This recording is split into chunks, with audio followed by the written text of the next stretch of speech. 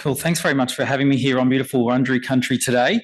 And that's a hard act to follow after my colleagues in general practice and the nursing fraternity. So that's great. Look, I join you today as a clinician first and foremost, a pharmacy proprietor.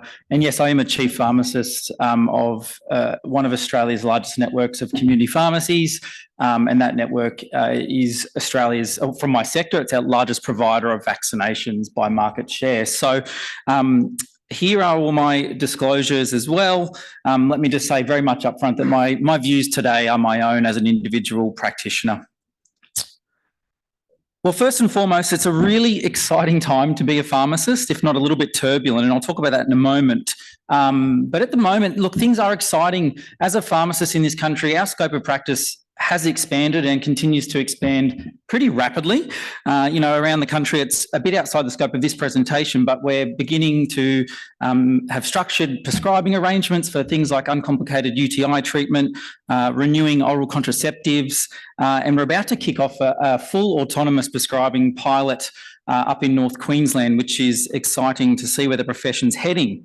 But as I said, it is complicated, and at the end of the day, today we're talking about a really important topic, of course, public and preventative healthcare in this country. And my intention today really is to highlight the ways forward from a community pharmacist perspective so that we can continue adding value to the landscape, not just at a local level for our communities, but across the broader healthcare system, as I believe our relevance is only building day by day. Of course, we're the most accessible and convenient healthcare destination. We have been for a while, in my opinion. More than 460 million individual patient visitations per annum. The vast majority of our workforce and sites are, of course, open extended hours across the weekends, which we know is especially critical in rural and remote areas as well. But at the end of the day, we're actually at a really big evolution or adaptation point now. As I said before, it's been a pretty turbulent 12 months for us. We've had significant changes to the way we're funded for our core professional service, which is the dispensation and providing expert advice on medications. Our industry is consolidating pretty rapidly, and we've got quite a big shift towards a digital healthcare landscape as well. But the scope increases we've seen have been great and pretty well received. More and more pharmacists are doing more and more professional or health services in their pharmacies, which is great.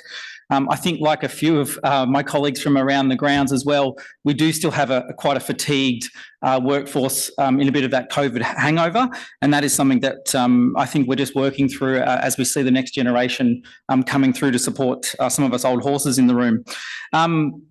But when I say it's complicated, it really does come down to this concept of scope of practice for us, and there's a lot of things that can impact on an individual pharmacist's scope of practice. But the biggest one that I want to talk about today is those legislative and regulatory frameworks and barriers, which do tend to cause a bit of a barrier to the level of care that we can provide, in my opinion. For example, some jurisdictions mandate that I must do annual refresher training for vaccination. Some mandate specific vaccine training by vaccination. Others allow full autonomy as a practitioner based on the standards that we are accredited to when we're qualified. Intern pharmacists can vaccinate under supervision, but here in Victoria, they can't. And then, of course, it varies immensely by state in terms of what we can do outside the four walls of our pharmacy. So outreach clinics, a good example, and off-site vaccinations in aged care facilities can vary immensely. One thing where we do have consistency, though, is in the quality care and the clinical governance that underpin the work that we do. We've got the Quality Care Pharmacy Program, which is really there to build those sort of QA and QC policies and procedures to make sure we're doing a safe and consistent job in the work we're doing. Look, here's the good news story slide from my presentation. It's been a big year for pharmacists, and I think we've lent into all of the opportunities that have come our way when it comes to public healthcare. As I said, scope's been expanding. As a chief pharmacist, it's been quite hard to kind of keep pace and manage all of the nuances of what that means, and I'll show you a few of those in a moment. But here I just think, again, I hope everyone in the room, and talking to a lot of you around the rooms around the breaks, I think it's great that you've all appreciated what pharmacists have done, and I think we've really blossomed since the COVID-19 pandemic, of course, in today's context of vaccination. And down the bottom of this slide, you can see some of those top line results around flu and COVID-19 vaccinations, where we've really built a really strong offering in the healthcare market. more than 2 million flu vaccinations last year. We're tracking at about a quarter of the market share of the flu vaccination market. We've done more than 11 million COVID-19 vaccinations now, before the departments stopped providing disaggregated data, we were tracking at about 50% share of the COVID-19 vaccinations in this country, which is testament again to our accessibility and convenience. And I would dare say anecdotally that has only grown since, to be honest, based on the data that I see in my role each week. The other thing I just want to say around COVID-19 is I think it's really taught us as a profession that we must lean into having the ability to flex up and scale up our operations in our clinic rooms. I think we're the perfect profession to add a lot of value when it comes to things like outbreak mitigation and management as well. Down the track when things do happen, we can scale up quickly. So here's the current lay of the land in pharmacy world, and here you'll start to appreciate some of the complexities that we have to face. And here things have rapidly evolved over the last 12 months. If I had have stood up here 12 months ago, there would have been a lot more white boxes, so a scope gap where pharmacists couldn't administer certain vaccines in certain jurisdictions. So it's great to see all the green. We're heading in the right direction. But the nuances that I want to really highlight is it's actually the numbers in those boxes. It's the minimum ages that we can vaccinate, and that varies immensely, as you'll start to appreciate, by jurisdiction. And then the colours of those boxes, so the funding mechanisms. We've essentially landed in a bit of a three-tiered funding system where we've got a federal and a state-based funding mechanism, and of course there's a private market as well. It becomes a lot for a pharmacist to manage, to be really honest, when we're claiming payment for the work that we're doing amongst our other professional services. And for me as a chief pharmacist, the other thing that I have to do is engage consumers, engage patients to come on a journey, to book in and to have these vaccines administered in a pharmacy. So for me, someone who manages that journey, especially in an online landscape where people want to book in these days, building these nuances into that journey, into that web page, into that booking portal is actually quite challenging. So we're heading into the right direction, but there's still a lot of work to be done here. So looking forward now into the care that community pharmacists can provide pretty much in the next 12 months and onwards. I'm going to quickly talk about, finally, community pharmacists have got access to the National Immunisation Program through what I'm going to just quickly call the NIPVIP. It's a lot easier up here on stage. But this is really about bolstering on another access point to the NIP through community pharmacy. And the intent here is absolutely great.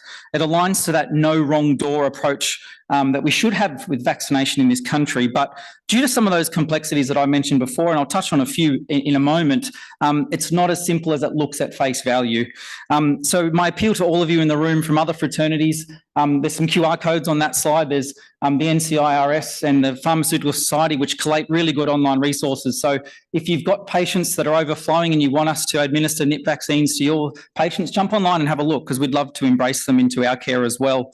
But look, it is a little bit complicated. Those regulatory approvals which vary by state will always negate some of this funding mechanisms. So if there's a bit of a discrepancy between what a pharmacist, who a pharmacist can vaccinate versus these funding mechanisms, unfortunately, those regulatory approvals will always take precedence. And then again, back to off-site and vaccinating outside of the four walls of the pharmacy. Through this funding mechanism, while it's great, we're actually not allowed, and we won't be funded for any NIP vaccinations that we're doing outside of the pharmacy, despite a number of jurisdictions allowing us to do off-site vaccinations for quite a few years now, underpinned by that same clinical governance and Strive for 5, which Angela talked about from her profession's perspective just a few moments ago. There's a few other complications here for me around funding. There's no indexation for our pharmacies in rural and remote areas, and that is where this is actually most needed, of course, as well. So I think the intent's great here. There's just a little bit of tweaking that needs to happen. I know there's some peak bodies working on that as we speak. But by and large, I think for me as a chief pharmacist and as a clinician, it's great to see pharmacy as the next kind of frontier to really bolster and perhaps fill some of those gaps in people's NIP vaccination records. So just quickly, I just want to highlight a couple of key other opportunities for emerging care in pharmacy. Ian spoke a little bit about free flu programs yesterday. Look, I do work in a major national banner group, and we actually monitor both booked and administer vaccinations every week. And I can tell you now, anecdotally, that free flu programs absolutely work. And I would advocate that they should be rolled out around the country. So it's great to see some jurisdictions taking the lead on that for 2024. And I think, again, we've got to lean into community pharmacy here as the most accessible and convenient places to really build that funnel of patients. Let us have the low-hanging fruit here, and we can refer our patients that have more complex care needs to our colleagues in other professions as well. The other thing I want to highlight just quickly is travel vaccination. We've seen a number of jurisdictions being willing to lean into pharmacists playing a greater role in travel vaccination and travel health. You know, we know that the data says that a lot of Australians, this is a gap, this is another care gap where travel advice and travel vaccination, although we're returning to pre-pandemic travel levels, there's still a huge opportunity here to start a conversation. And you can see in the green there's a number of jurisdictions that have allowed pharmacists to assess, recommend and administer travel vaccinations. There's some that are on the way in the grey, and then there's some that have just sort of said, no, you can provide advice only and refer on. For peace of mind, the biggest thing for me is there's really clear referral triggers and frameworks to make sure that, you know, where pharmacists need to refer for things like malaria prophylaxis and vaccinations out of scope, that is certainly happening. Now, this is not a promotion for the banner group I work for, but it's something I simply had to share because for me, it really highlights the unique and beneficial aspect of community pharmacy. You know, we do wear a lot of hats as professionals. One of them is we are retailers at the end of the day. And one of the major benefits of that is we've got these huge databases of consumers that we can talk to. You've got community pharmacists that are trusted local voices. And this is some work that I've been lucky to be a part of, where we've done some really dedicated and targeted campaigns around pertussis vaccination, underpinned by CPD accredited pharmacist education, promotional campaigns, public relations work and partnerships, for example, with the lovely Catherine Hughes from the Immunisation Foundation of Australia. And you can see when we drop these, when we engage our clinicians, we can actually drive administered vaccinations for, in this case, pertussis up. So you can see the impacts there sort of between March and June and October and November by putting our retail hat on and bringing patients into our pharmacies and then popping our clinician hat on and getting the vaccination coverage rates up, which I think is just amazing.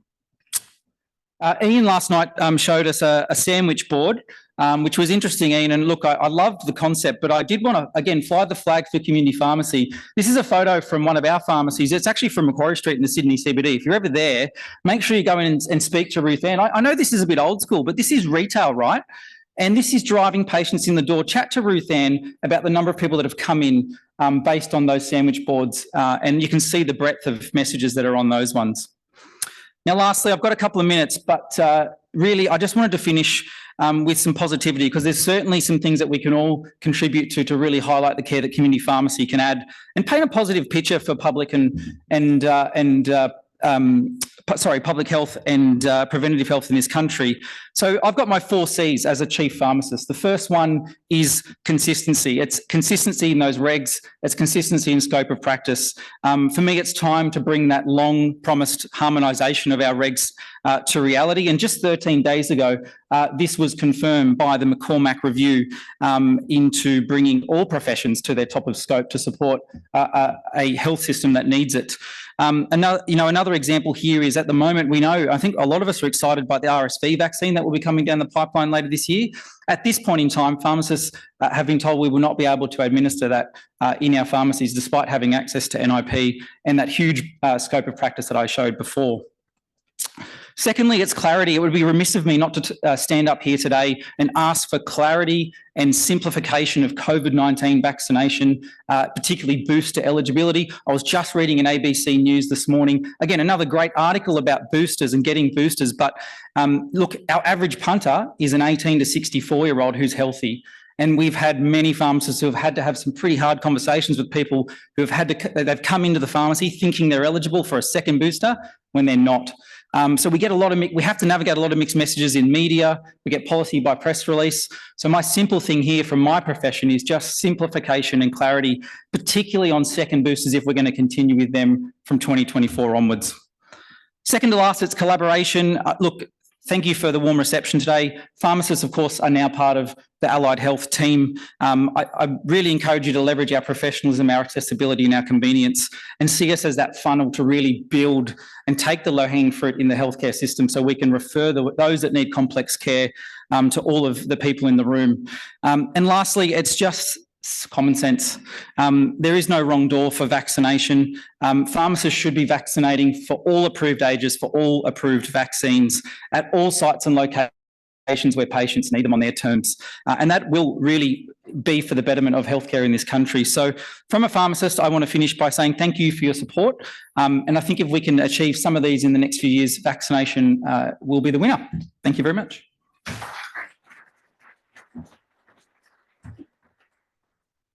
Brenton, thanks. There are a couple of minutes for quick questions or comments, but Brenton will also be on the panel. Yes, please. Thank you for sharing that, Brenton. Just another comment in relation to the fact that we are all collaborating in the delivery of preventive and good health to the community, just like the nursing speaker before. I'd just like to commend the pharmacy profession for helping me in my treatment of the drug and alcohol group of patients in our community. So thank you for helping us in that. Some people may not be aware of the important role that pharmacists play in delivering safe medication to substance use disorder patients. Thank you very much. There might be an online, oh, sorry, question there. Thank you.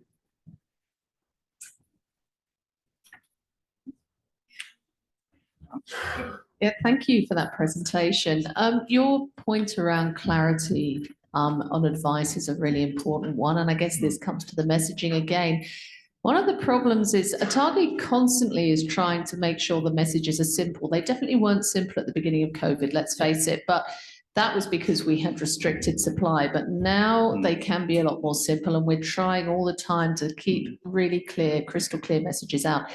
One of the problems, though, is that sometimes we want to make a recommendation for a particular age group, so a particular older age group, for example, recommended, but then we say, yes, you can have it, but it requires a conversation. So it's about consider having the vaccine. So you're allowed to if you want it.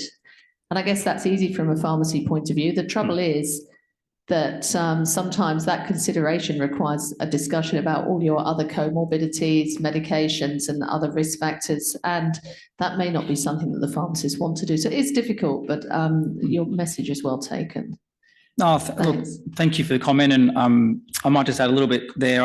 I think absolutely, as a profession, we do want to have those conversations. It's what we get out of bed for, to help people and to care for people. And I think we're in this weird space at the moment where you're right. Historically, everyone was encouraged to get COVID vaccinations on their own terms. And now we've kind of turned the corner and we're almost in this annualized, probably winter-based vaccination with COVID. And I think it will go really well hand in hand with flu. So it'll be interesting to see where the dust settles, I guess. But I hope that we can segregate those cohorts out nice and clearly. And the biggest thing being, yes, you can get at least one per annum, but it's that second one that is causing the most friction at the moment. Yeah. There's a question at the back.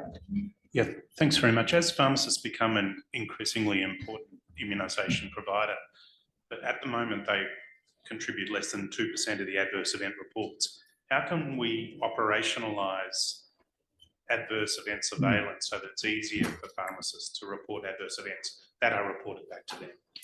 Fantastic question. I think the easiest way to answer it would be investment. As a pharmacist watching Lisa present before really excited me to see that investment that's resulted in those prompts coming through general practice and the like. We've got some inbuilt mechanisms now, so we have to obviously record every vaccination intervention we make. And within our professional practice recording software, we do have a fairly easy way to report all adverse drug reactions. But we've got to make it even simpler, to be really honest. It can be quite onerous for a pharmacist amongst all the other things that we do. But I think investment and innovation in software is the big one. Yeah. Last question, Rob. Yeah, I thought I should throw some political energy, maybe some opportunity to put on the table some cards. So there's some issues with collaboration and some of the political lobbying. Can you comment on that? Because it's not looked favourably upon, and certainly doesn't look good from outside. And also a bit of collaboration with the sort of throw out line from pharmacy generally that GPs are too busy, so come and see us. And the GP saying, well, you're just shopkeepers, so why do we trust him? So some anomalies, some historic poisons, whether you want to leave that to the group discussion, but those things have got to be sorted out, otherwise you're not going to solve some of the aspiration views that you've given. I absolutely agree with you, Rod. From my perspective as an individual clinician, we see a lot in the media, and look, a lot of it can be unhelpful. At the end of the day, we all get out of bed to help patients, right, and provide care. I think from me in my day-to-day practice, when you peel back the layers and you actually get out and meet local general practitioners or anyone from any other fraternity, when you peel it all back and we just all want to get out of bed to help people, a lot of people have a very pragmatic view of the future of health. And that's how I approach my practice and my keynotes. It's pragmatism that's going to get us to where we need to with patient care. So, yeah, but I'll let those bigger hitting conversations take place with those leaders of those organisations for sure.